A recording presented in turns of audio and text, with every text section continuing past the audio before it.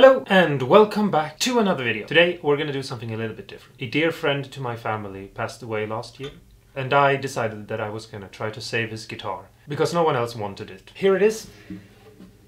This is an old Echo guitar from the early 80s. This guitar has two problems that I want to try to solve. The first thing is that the string height, I don't know if you can see this, but the string height is way too high. This guitar does not have a truss rod because I don't know why, and so I can't really adjust the neck. The height is so high that it's very hard to play this guitar.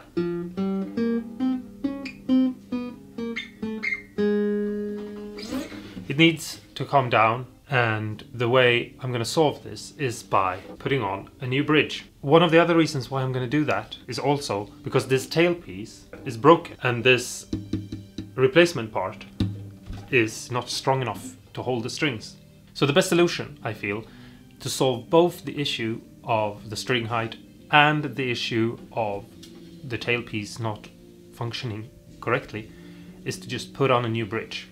I have here an already made bridge that I bought off Amazon. It's just a piece of rosewood that has been shaped the right way on a CNC machine, nothing special. I'm also, since I'm a left-handed guitar player, gonna make this into a left-handed guitar because then I'll be able to play the guitar. And so in this video we are gonna put on this bridge and I'll show you how I do this. I've only done this once before when I built a ukulele bass several years ago.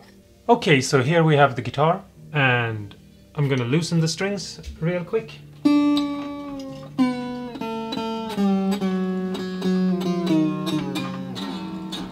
Okay, on the back here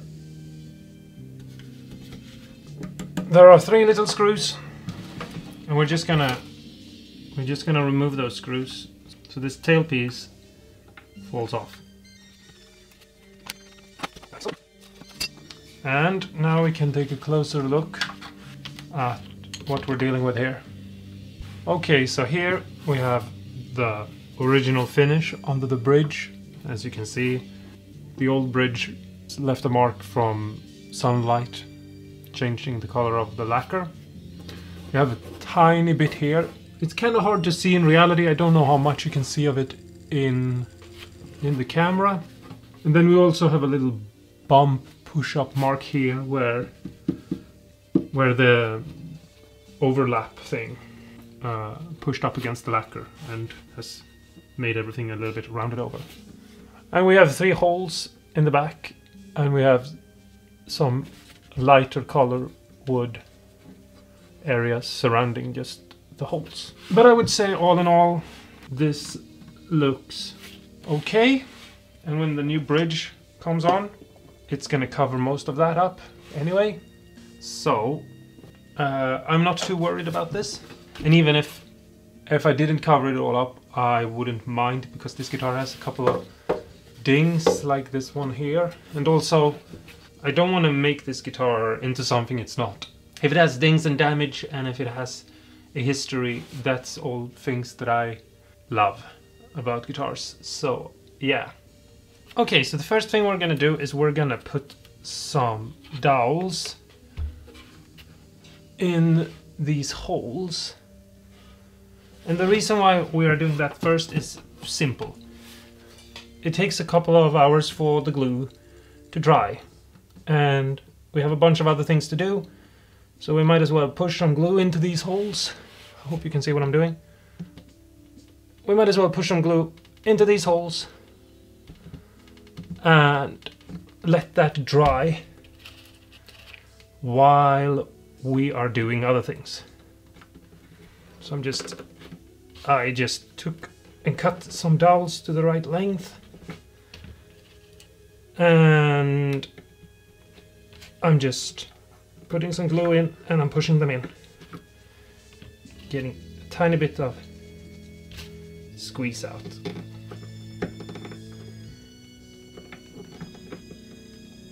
Something like that.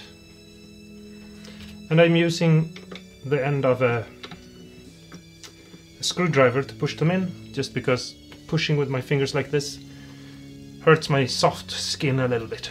But now they're in, and we can leave them to dry and we don't have to think about them that much more. And just leave them there for now. Okay, so what I've done is I've put masking tape, low tack on the side here, and a strip down here. And what I've done is I've measured from the 12th thread over and over this entire area here to over the other side of the sound hole to create a line that I know is square with the frets, because I don't have a center line or anything. This entire top is a one piece because I want this edge to be square to the frets. And so I've put a masking tape here just because I don't want to draw on the top, and I've created a line. Now this line is what we're going to go from, not the tape. So the line is the true line, so to say. I hope you understand what I mean. The tape, it might look weird because the tape I just put down to have somewhere to draw on. The line is the math, basically.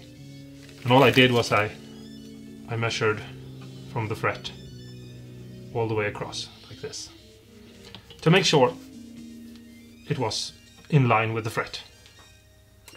So now I can do a new line here. But first I have to measure out where this bridge has to sit to go back and forth, basically for intonation. And then I'm gonna figure out where it has to sit, like this, so that we don't get more string on the bass side and the strings are falling off the fingerboard on the treble. But yeah, first thing first. So first I'm gonna measure out where the 12th fret actually is. I'm putting a piece of tape on where the perfect 12 is, and then I'm just gonna move that tape over 1 millimeter and give myself 1 extra mil, because that's what you need on the bass side. And we're gonna do this from the bass side. So now I can put this on the 12, and I can move this up so that the inner side of the slot, the inner side being this side, this is the outer, lines up with that. And I'm gonna move the bridge over a tiny bit because the string isn't gonna be directly in line with it. It's gonna be a couple of mils in, and I'm gonna make a mark. Now I'm gonna measure that, and then I'm gonna move the line over here, and I'm gonna fill in this line. So now I'm gonna measure it, because you should always measure and then measure again. And we're good. So now I know that I can put this bridge up like this. And now I'm just pulling the string so that it's taut, and I'm moving the bridge back to the line that I made. And now I don't know if you can see the string. I'll see if I can zoom in so you can see what I'm doing. Basically, I'm holding the bridge up against the line that I made, and I'm moving it across that line to try to see where the string, I have equal part on both sides. I don't want the bridge to sit like this, for example. I hope you can see that that's kind of off. This is over exaggerated, but it's just, you know, make it easy to understand what I'm doing. And I don't want it too much on this side either, because that's kind of weird. What I want to do is just try to find where it's as even as possible. And sometimes when you're building guitars, you know, you might have to give a little bit more on one side than the other, because it's just the way it is sometimes when you're like repairing guitars or building guitars or something. But if it's like half a mil or, you know, 1/3 of a mil difference, that's, you know, one thing. But if it's like strings are like this, where the lower E is definitely gonna get like pushed off the fretboard, then, you know, that's gonna be issues. So let's just find the middle.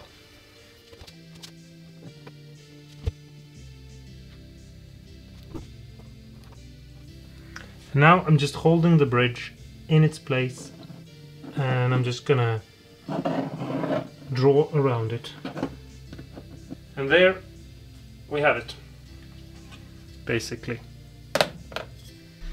Okay, so I have this outline, but I don't want to cut on it because this outline is beyond the edge of the bridge. And so if I cut on this line, we will have a super tiny gap around the bridge where everything looks weird. And sometimes when you're fixing a guitar, that might be your only option, but I don't think it's the only option we have right now. So I'm gonna measure out a mil, I'm gonna put it up to the line, and I'm gonna make a mark.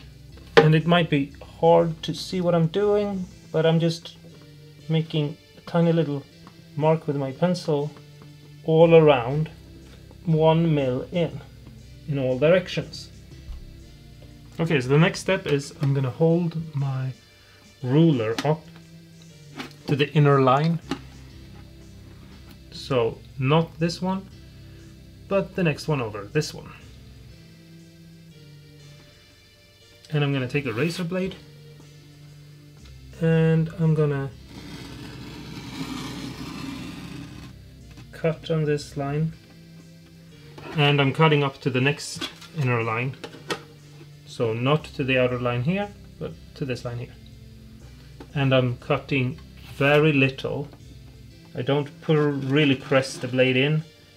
I basically just enough to cut the paper, because we only want to cut the paper. And I'll do the same thing around. It's gonna get a little bit tricky here because this is all curved, but I'm just gonna freehand it. If you don't press the blade in and try to cut the wood, but you're just pressing it deep enough to cut the paper, and you go slowly, it's not that hard. It's when the blade is, you know, up against something and it's being forced to move with the grain, that's when it gets hard to control. And now we should be able to peel this middle out. So that's the first part.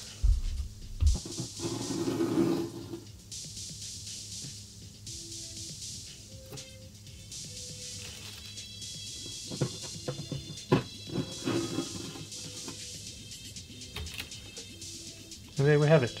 I don't know why that was super satisfying, but it was. Just so you know. Like just something like that.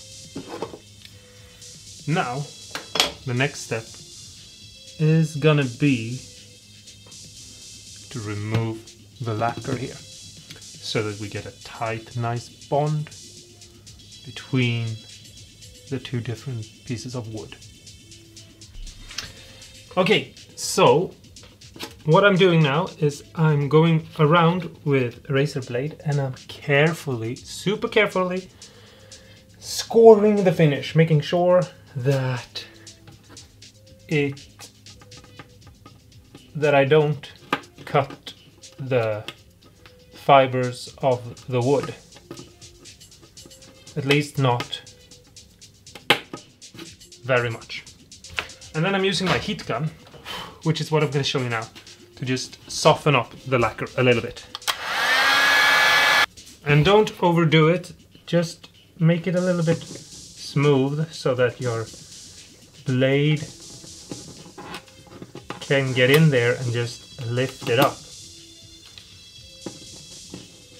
You see how easy it is for me to remove this? It's basically just peeling off like nothing. I'll move you in for a little bit more of a close-up. Hopefully it will be just as fun for you to see this as it is for me to do this.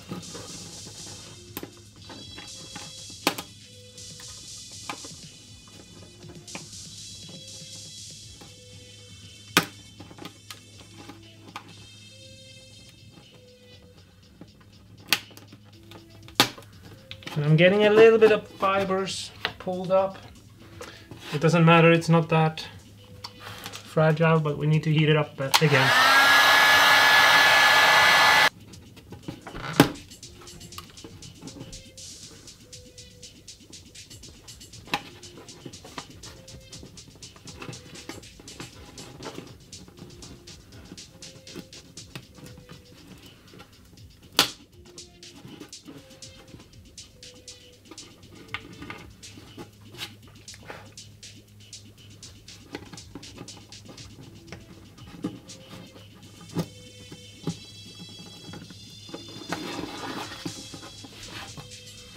There we have it. Perfect little corner there. I don't even know if you could see me do that. Anyway, I realized that this is one of those things where you see someone heat up the lacquer, they tell you to not heat up the lacquer too much and to be, you know, stay on the safe side of things, don't overdo it, blah blah blah. And you're like, well, how do I know if I've gone too far? How do I know when I've done enough? And first of all, if the lacquer starts bubbling or it starts smelling, you've gone too far. But that doesn't really help you because that's going too far. You need to stop before you go too far. And you want to feel the lacquer and feel for when it changes. Like, you don't need, all you need really is for the lacquer to soften up. You just want to feel it become almost like your skin. Like your skin is on your finger and it's gonna stay there, but you can push it around a little bit in its place. And that, you know, almost like that, something like that. That's what you're looking for. A feeling of, ooh, it's, you know, it's where it is, but it's moving, and I can push on it. And I can push it over itself and get it to be where I can remove it, basically. So yeah, like this lacquer here, it's in its place, it can't move. But when I warm it up, it'll soften up, and you'll feel with your, like, almost like, yes, this is. You have to ruin a couple of guitars, basically, is what I'm trying to say. Just look at that. It's almost like peeling off a skin layer of butter or something, I don't know. This is one of the most fun parts of building guitars. Or repairing guitars, maybe, I don't know. Peeling off lacquer. It's beautiful. It's worth starting to build guitars and repairing them just for the satisfying part of removing lacquer like this. It's actually one of the reasons why I got into relicking, because it's so much fun to just warm up a body and, you know, remove lacquer.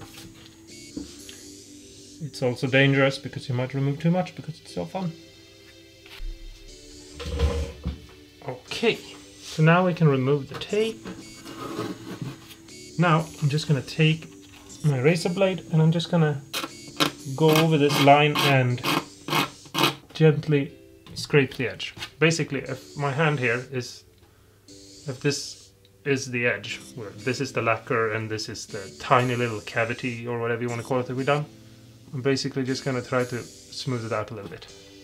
Okay, so here I have marked out the holes that I need to drill in the body.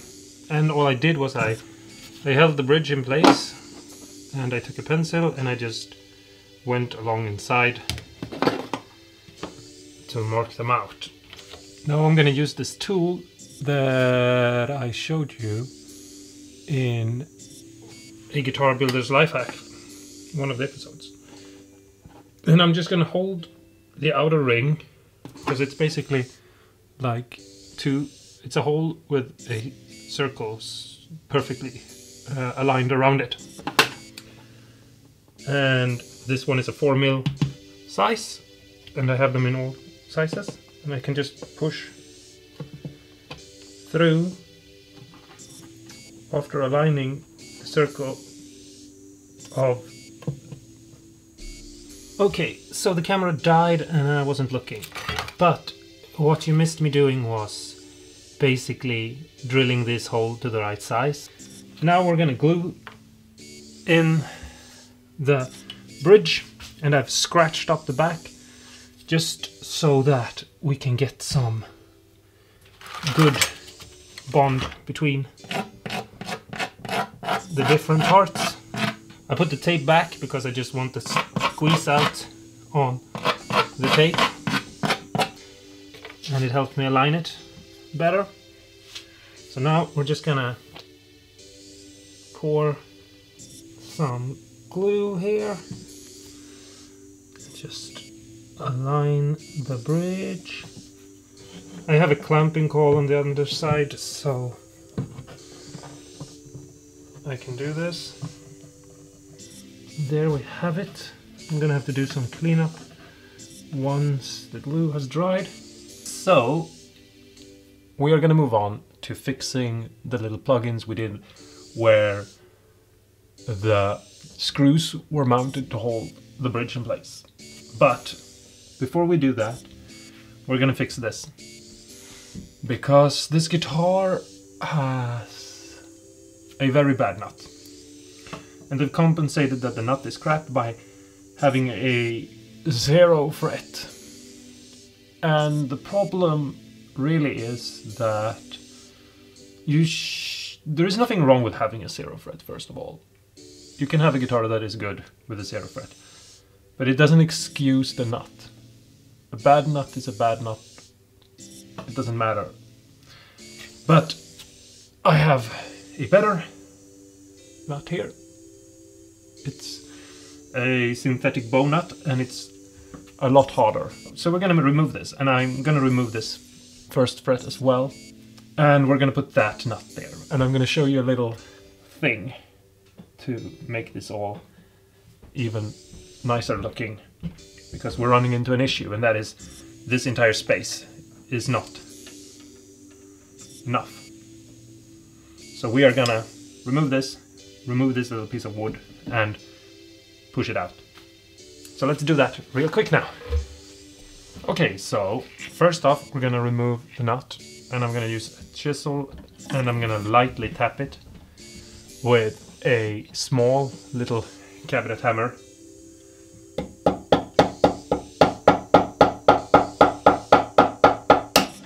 And there it goes. And then I'm just gonna see if I can get the chisel in. Yeah, it wasn't even a challenge. I didn't even have time to say what I was gonna do before I'd done it. That was how easy that fret came out. And now we're just gonna take a saw, and we're gently gonna just extend its cut all the way down through the fretboard. Okay, so now I've cut down, and I'm just gonna take a super sharp chisel, and I'm just gonna press it in and break the wood.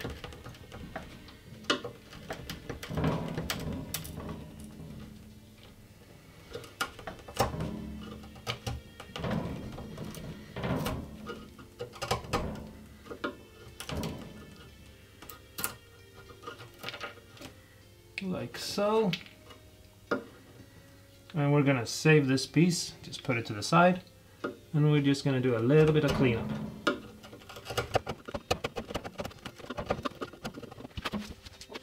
Now the next thing we need to do is we have to clean this up so that we can basically put this here and put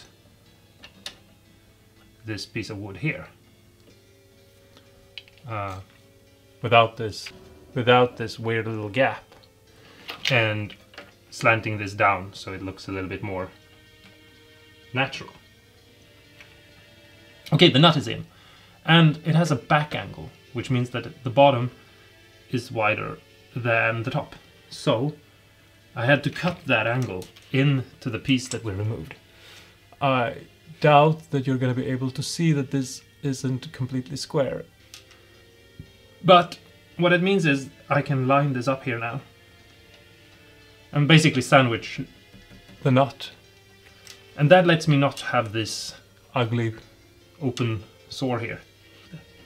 So now I can glue this in, and then we can shape it, because this piece of wood is very, very thin, and so if I try to like round it over or anything right now, it was most likely just break. And so we're gonna glue this in here, let it dry, and then we're gonna come back and make a nice transition between the two pieces. So I'm just gonna put some super glue down, because it's gonna be impossible to hold this in place with anything else. And super glue is a good kind of glue. Just press it in place like this for a couple of seconds. No, not a couple of seconds, but maybe press it in place for 15 seconds or something, and then you can let go and leave it to dry. And we're gonna move away from this part and back to the other end, where we're gonna try to clean up and make the other end look nice, basically. Something like that. And now we're just gonna move on. I don't know if you can see it, but it's like white around them. And that's because there's air underneath the lacquer. And so what we need to do first is we have to sort of just break away a little bit of the lacquer. And you want to make this look a little bit messy right now, because if it's a perfect circle, it's easy to see the line, but if it's asymmetrical, it will be a little bit more hard to see. At least that's the experience I've had with fixing other guitars. Now we're just gonna take some wood stain, and we're just gonna try to match it up with the color surrounding. I'm just gonna flood this, move it about a little bit. And I know that spraying accelerator on this right now is very tempting. It's very tempting to do, but don't do it, because in my experience, more often than not, it will make the glue a little bit foggy or milky. So you have to wait for the glue to dry, and it maybe looks a little bit wonky, but that's all right now. And then we take a razor blade and we just try to like cut away a little bit of the wonkiness.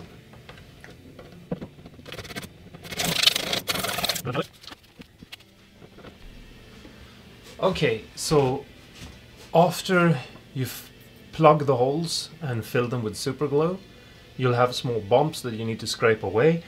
And after you scrape those away, you might have to go back and refill them and let it harden and then scrape away again. You want to get to a place where when you rub your finger over, you can't feel that there is a repair.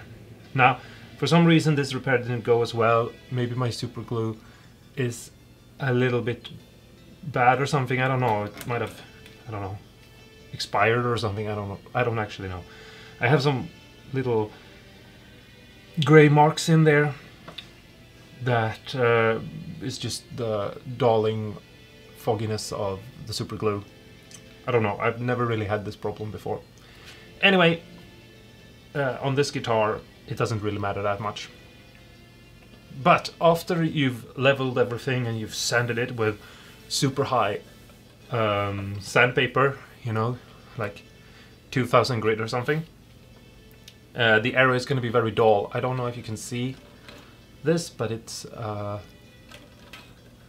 pretty dull here and it's still shiny here.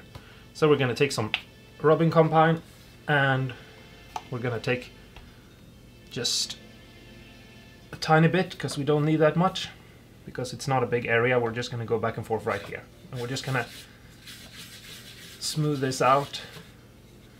You can use a rag, or if it's just a little bit like right here, you can also use your finger and just smear it out and move it about a little bit. Get an even coat like this over the area. Just gonna clean my fingers off real quick.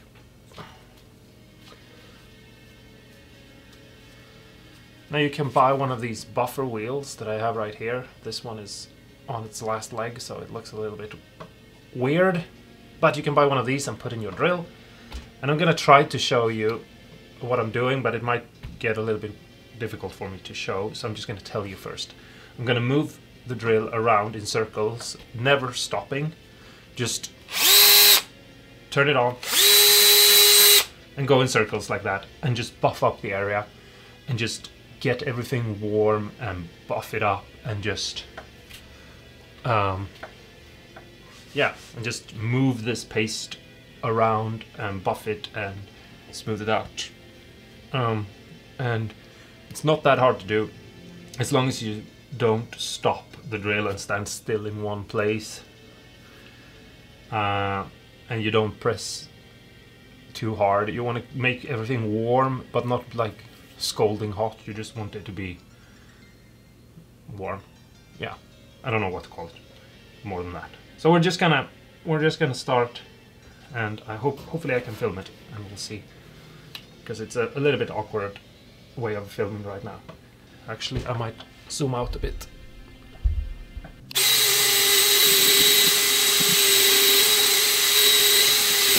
And then take a rag and just press in, and you have to now press about as hard as you can. Oops. And just move around. And hopefully you can see that I've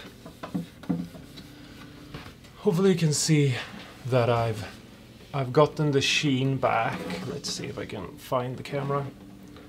I've gotten the sheen back now. And I might just off screen here now. I don't know if you can see what I'm doing, but I'm just holding the guitar and I want to press real hard and move as fast as I can. And basically that's how you buff off a finish. And you can do this to a guitar and get, like, if you have a guitar that is maybe 5 years old and you're like, oh, it's looking a bit dull and I wish I had a new guitar, because new guitars look so amazing. You can buff the guitar and make it look perfect again.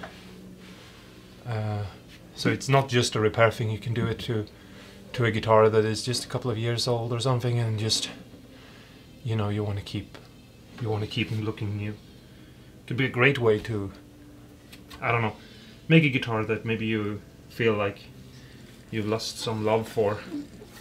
Make the love come back, you know. But there we have it. So now the guitar is back, and this guitar is very shiny, but it does have its marks and dinks and scratches, like I've already shown you. So I'm not going to go overly crazy with a repair like that, but I do like to have, I don't like having holes that could damage the guitar, just, you know, out there. Okay, so now we're gonna turn back to this part here, and we're gonna smooth this out, because I don't know if you you can't really see it from that angle, but basically it just drops off. So we're going to cut this corner here down. And the way we're going to do it is we're not going to use a chisel. A chisel is flat, which you can't see because I'm out of focus. We're going to use a gouge, which is this tool. It's like, has a little bit of a spoon shape to it. And the reason is because it will always cut away from the wood instead of into it. So if you can, I hope you can see what I'm doing, but I'm starting to cut away this edge here to get down to a shape that is more pleasant for the eye. And I have to sort of dig down a little bit to get started. And if I just go down into it with a chisel, it will basically just break the wood and create splinters. You get a nice cut where you're cutting, but the way it moves out will just start splinting the wood. But here, you get all these tiny little shavings. And it's the same thing if you're ever going to build like a Les Paul top or something and you're going to carve that top. You want the roundness. You don't want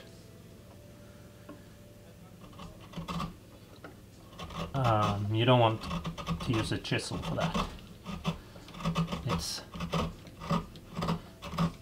It makes it very difficult to do.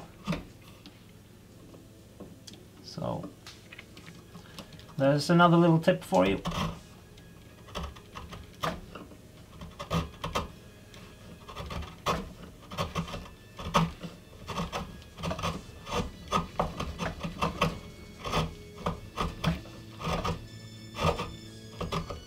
And also, you need to have sharp tools. I was about to say that it's obvious, but for some of you it maybe isn't, so I'm telling you. And you want to just blend this headstock here where it meets, and just create a nice little transition. And if you have some sort of way of clamping it down, that is also a good thing. For me right now it's not necessary because I have a very sharp tool that I'm working with, and I have to put very little force into carving this beautiful piece of rosewood. And I go a little bit slower when I get up to the edge because I don't want to create a blowout where the wood cracks and this whole part falls off.